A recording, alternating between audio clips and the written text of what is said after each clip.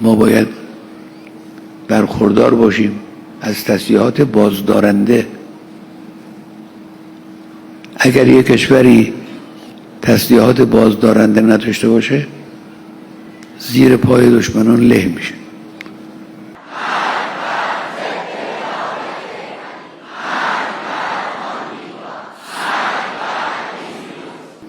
تسلیحات بازدارنده یکی از واجبات ملت ماست. آمریکایی‌ها بی خود در این قضیه دخالت میکنن. شما موشک فلانجوری داشته باشید، فلانجوری نداشته باشید، تا فلان برد داشته باشید، بیشتر از اون نداشته باشید. به شما چه؟ به شما چه ارتباطه؟ مربوط به ملت ایران. ملاحظه باشید.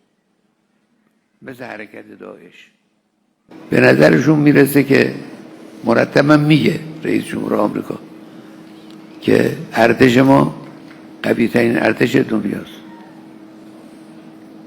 قوی ترین ارتش دنیا ممکنه اونچنان گاهی سیلی بخوره که از جا نتوانه بلند شه.